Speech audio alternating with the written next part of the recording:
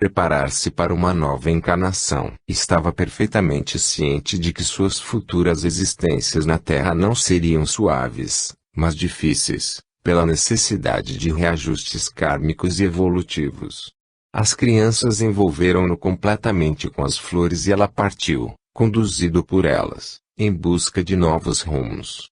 Aquela foi uma sessão memorável, inesquecível. Todos prometemos orar e vibrar por ele, para que o afeto do grupo pudesse ajudá-lo em seus passos futuros. Muitos anos mais tarde tivemos notícia de que em vários outros centros, principalmente da periferia da cidade, naquela mesma época também foram realizados trabalhos com espíritos trevosos ligados ao movimento espírita local. De fato, a partir de então, era como se novos ventos soprassem, abrindo espaço para ideias e ações mais democráticas e maior desenvolvimento das atividades, assim como também, uma procura maior por parte do público leigo. Novos centros começaram a surgir e muito sangue novo foi injetado nas veias do movimento. Os teleguiados.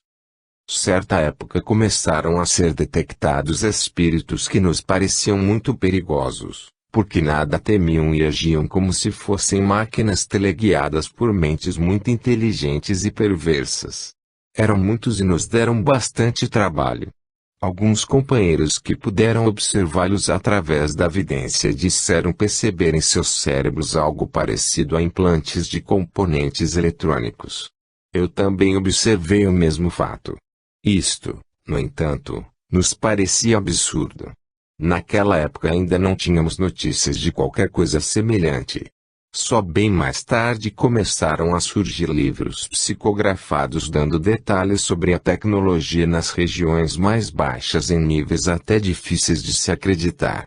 Mas se nós é que somos a cópia do mundo espiritual, conforme informam espíritos mais evoluídos, ou seja, algo assim como sendo lá a matriz e aqui a filial, é natural que haja realmente tecnologia bem mais avançada que na Terra.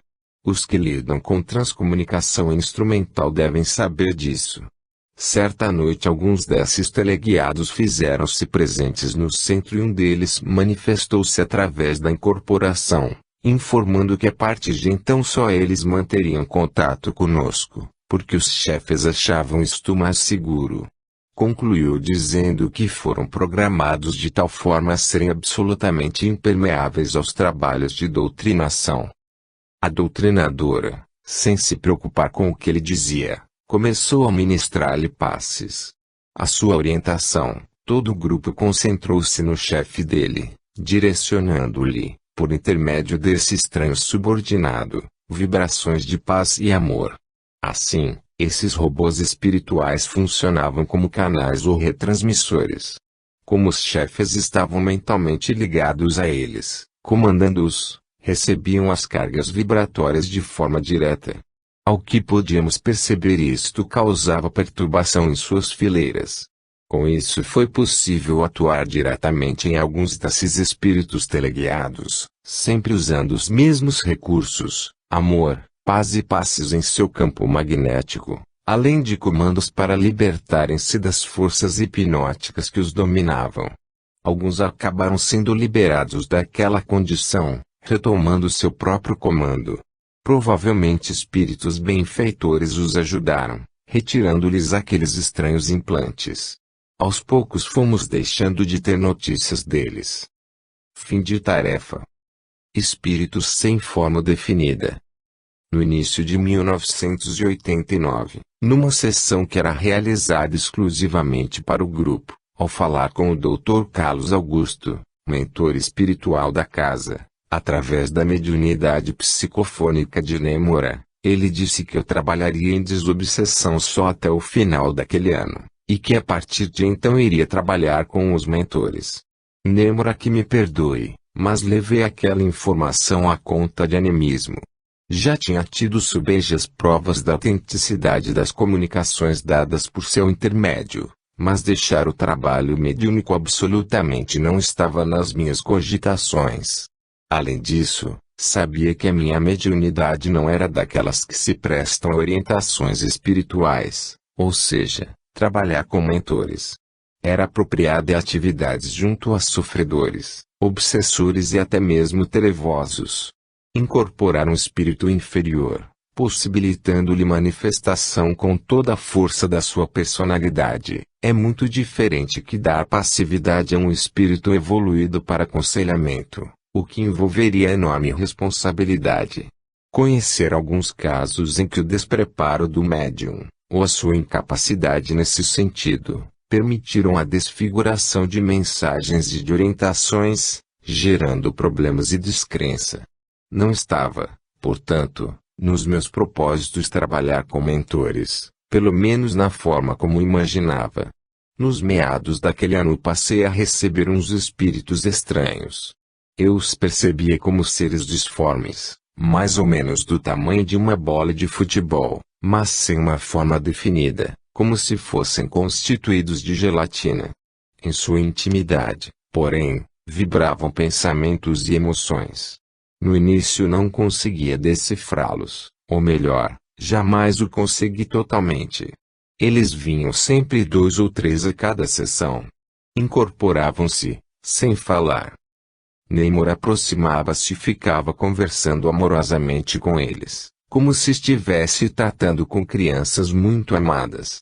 Parecia-me que ela, ao tempo em que falava, ministrava-lhes passes, dizendo que eles iriam viver em outro lugar muito distante, muito bonito, e que seria muito bom para eles. Na verdade, não conseguia entender aquilo. Não me pareciam ovoides, porque não lhes detectava aquela ambiência interior de pesadelo, ou lembranças pesadas, como só ia acontecer com os espíritos ovoidizados, conforme informações de André Luiz. Cheguei mesmo a pensar se não seriam entidades tão decaídas que não tivessem mais condições de retomar o caminho do bem por sua livre vontade, e que pela justiça e bondade divinas, deles teriam sido retirados todos os seus potenciais energéticos degradados, junto com suas memórias, assim como se formato HD de um computador para reinstalar seus programas e começar tudo outra vez. Seria talvez algo assim como um recomeço, numa visão macrocósmica dos percursos de um espírito. Essa ideia, por mais estranha, poderia responder certos questionamentos que vinha fazendo a mim mesma há algum tempo. Se o Espiritismo diz que os espíritos são eternos, como fica a situação daqueles medalhões das trevas, seres absolutamente perversos e endurecidos que há milênios vivem para o mal? E daqueles outros que tão baixo desceram que nem mesmo temos notícias sobre eles, mas que têm sido citados por alguns autores? Certamente jamais se decidirão a mudar de rumo, mesmo porque estão plenamente cientes dos sofrimentos redentores pelos quais teriam de passar. Além disso, se o seu prazer está no mal, por que haveriam de querer mudar?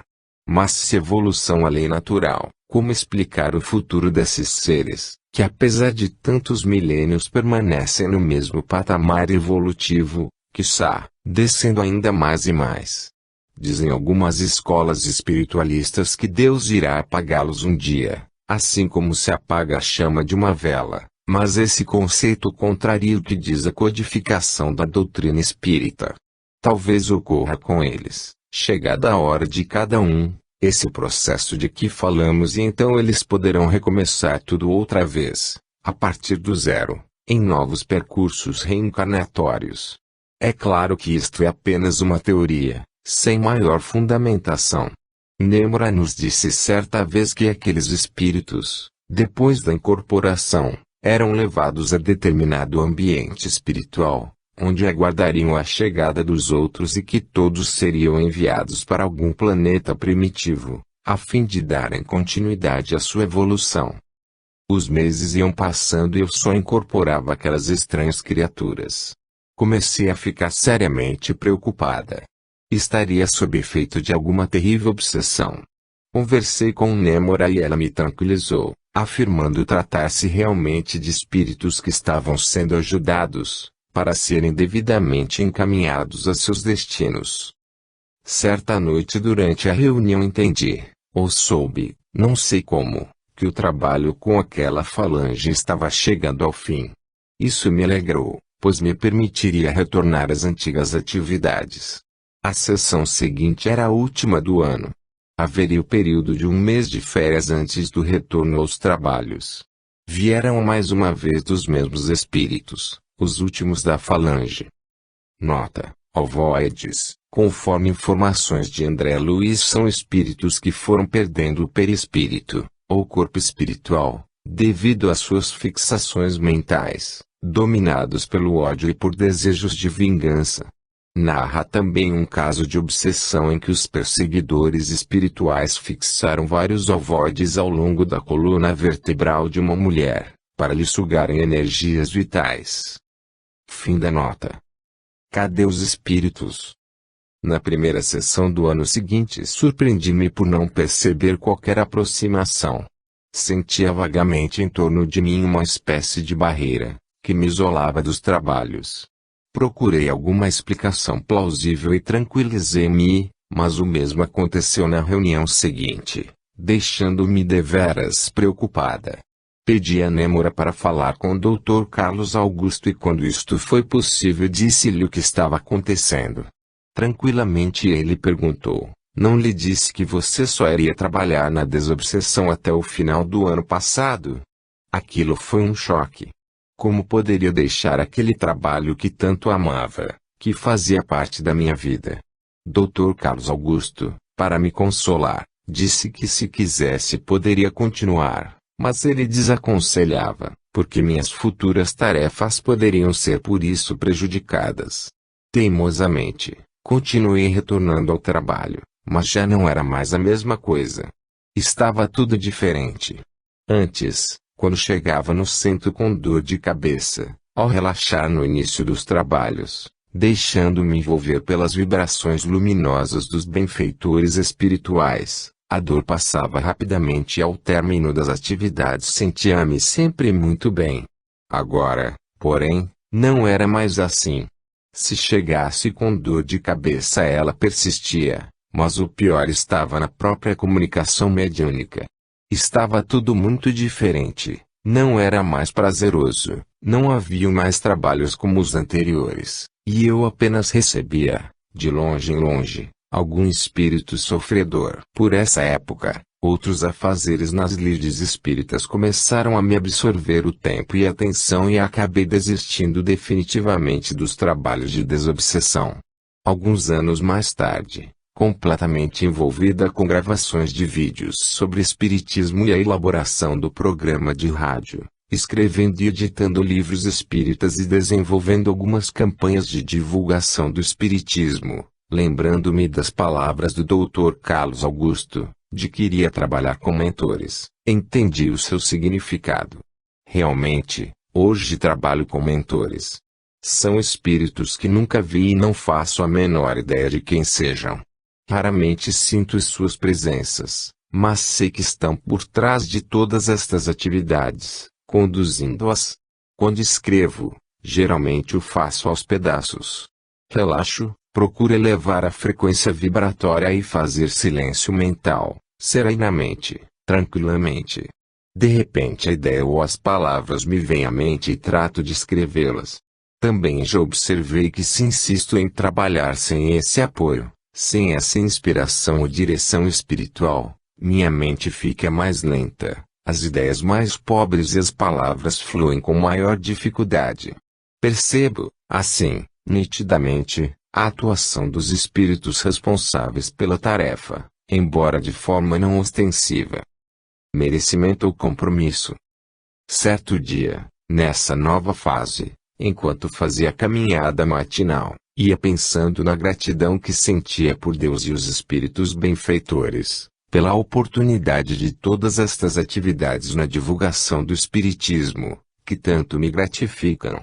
E nesse rumo do pensamento uma pergunta começou a me afligir, porque, sendo eu um ser tão insignificante, sem qualquer projeção social, intelectual ou profissional, for encarregada de tarefas de tão largo alcance, através das quais sabia estar de alguma forma gerando influência sobre milhares de pessoas.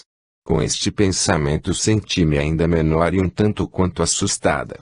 Para me reharmonizar, tratei de argumentar dizendo que se me haviam dado tais tarefas é porque certamente havia merecimento de minha parte. Pensamento esse, bastante lógico e sensato. Foi quando percebi muito suavemente, ingressando no meu campo sensorial, um espírito que sempre me assessora em minhas elucubrações mentais. Sua voz tem um timbre grave e sua aproximação me dá a ideia de alguém fisicamente muito alto. É só o que sei sobre esse benfeitor, de presença quase constante. Ele disse, então, com muita tranquilidade, é preciso ver essa questão do merecimento com muita maturidade. Talvez seja um caso mais de compromisso que de mérito. Algo semelhante ao que Jesus explicou através da parábola dos talentos. Milhões de pessoas os recebem na forma de condições necessárias para a realização de tarefas, menos ou mais importantes. Essas pessoas assumiram tais compromissos antes de reencarnarem. Umas as cumprem total ou parcialmente, outras, não. Você, apesar da sua insignificância social e mesmo cultural, está utilizando bem os talentos que lhe foram confiados. Está cumprindo o compromisso que assumiu. Como vê, não se trata exatamente de merecimento. Agradeci a explicação e continuei pensando com meus botões, embora desconfiasse que esse pensar estava sofrendo influência daquele benfeitor. Lembrei-me de que meu caso poderia ser, e certamente era, uma troca na forma de resgate de dívidas do passado reencarnatório. Dedicando-me à tarefa, utilizando todas as possibilidades ou recursos materiais, não ligados diretamente à manutenção, estava cumprindo um compromisso e ao mesmo tempo liberando minha consciência profunda de fulcros energéticos negativos, gerados por ações contrárias às leis cósmicas, cometidas em vidas passadas. Entendi então, com toda clareza, que o alto absolutamente nada me devia. Eu estava trabalhando pelo meu próprio bem. Pensei também que, seguramente, o pessoal lá de cima só me havia encarregado das tarefas de mais largo alcance, porque alguém muito mais qualificado que eu teria se recusado a realizá-las. Dessa forma, como última das soluções, tiveram de conformar-se comigo. A explicação estava muito clara, perfeitamente lógica e aceitável. Dentro dos conformes, como diz o vulgo. Aliás, sempre que me surgiu alguma tarefa que classificava como excepcional, por não me considerar à sua altura, entendi claramente que alguém mais qualificado a teria recusado. Tenho observado ao longo dos anos como muitos médiuns e também outros trabalhadores da seara espírita percebem sua atuação como sendo meritória, como se estivessem fazendo favores ao alto e com isso, devessem ser reconhecidos como credores diante dos poderes superiores. Parece-me, no entanto, bastante claro que não há credores ante a vida. Há parceiros no caminho da eternidade, trabalhando pelo bem coletivo, que é também o seu próprio bem. Sendo assim, em vez de se pensar, ganhei mais alguns bônus. Ora, o correto seria dizer, obrigado meu Deus pela oportunidade deste trabalho. Obrigado amigos espirituais pela confiança que tiveram em me aceitar como parceiro em mais uma tarefa. Ajuda-me, meu Deus, a crescer mais, a fim de que meu esforço possa ser melhor aproveitado. Amor e alegria. Nestes 30 anos de mediunidade pude aprender algumas lições. Uma delas, das mais importantes para o equilíbrio do medianeiro e para condicioná-lo a ser um instrumento proveitoso a serviço do bem, refere-se aos estados de espírito. O médium, geralmente, é alguém muito influenciável pelas vibrações ambientais, deixando-se muitas vezes levar pelo desânimo ou depressão, quando não, por pensamentos ou sentimentos negativos de toda a ordem.